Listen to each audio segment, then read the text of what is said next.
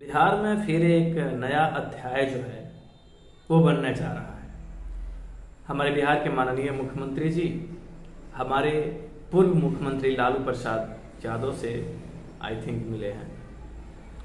और मिलने के बाद शिक्षक बहाली प्रक्रिया को राजनीति रुख पूरी तरीके से दे दिया गया है। और इसी में एक सबसे बड़ा मसला जो आ रहा है वो नियोजित टीचर को राजकर्मी देने की बात है जो है। हमारे बिहार में अप्रॉक्स 4 लाख नियोजित टीचर जो हैं इनको राजकर्मी मिलने के आसार जो हैं वो अब बढ़ चुका है। और दूसरे तरफ लगभग 1 लाख टीचरों की बहाली जो है वो बिहार पब्लिक सर्विस कमीशन आयोग के माध्यम से होने वाली है। लगभग 5 लाख 5.5 लाख ये जो पूरे टीचर है इन सारे टीचरों को एक साथ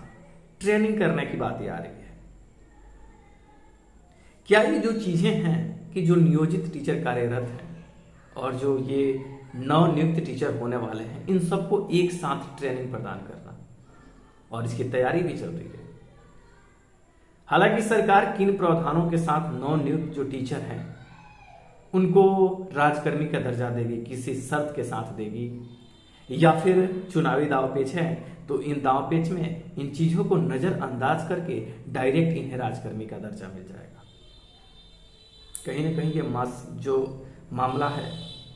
ये बहुत ही गंभीर है और इसको इतने सरल तरीके से नहीं लिया जा सकता। आप क्वालिटी टीचर की बात भी करते हैं, नवनियुक्त टीचरों की भी बात करते हैं, इनमें क्वालिटी टीचर के लिए आप कई प्रावधान लाए हैं और इनके ट्रेनिंग में आप इन सबको मेल मिलाप करा रहे हैं। आई थिंक मुझे लगता है कि आप इसलिए ऐसा कर रहे हैं ताकि आपको लगता है कि इससे टीचरों में जो खाई है वो खत्म हो जाएगी और इनको 20 दिन की ट्रेनिंग, 15 दिन की ट्रेनिंग, मतलब सारे टीचरों को 15 दिन का हम ट्रेनिंग देने जा रहे हैं और 2 अक्टूबर के आसपास ये सारी ट्रेनिंग जो है वो ट्रेनिंग प्रक्रिया जो है वो शुरू हो जाएगी। तो आखिर बिहार सरकार वाकई में चाहती क्या है? बिहार सरकार जो कदम अभी अपना रही है,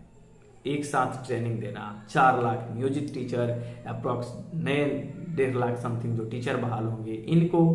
इन सारे टीचरों को एक साथ ही ट्रेनिंग देने की बात है।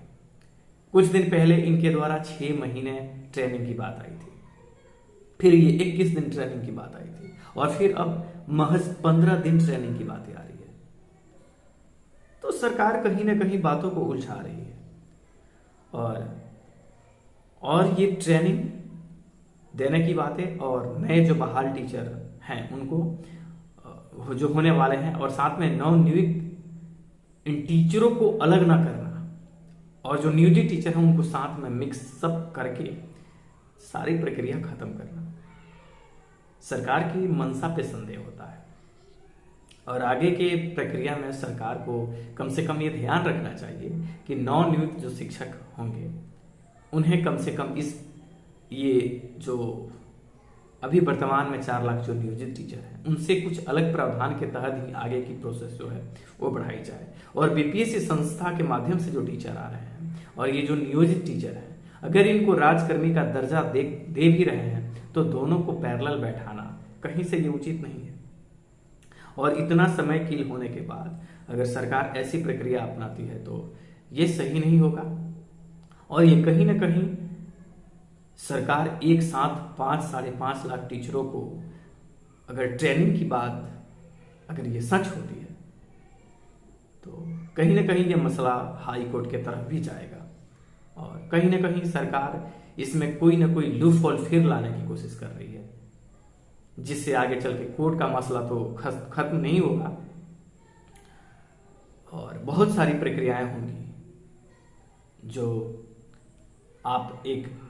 वेल टीचर की बात करते हैं और एक तरफ आप नियोजित टीचर की बात करते हैं, उनके खाई को खत्म करते हैं, तो आपने बहुत सारे प्रक्रिया प्रावधान में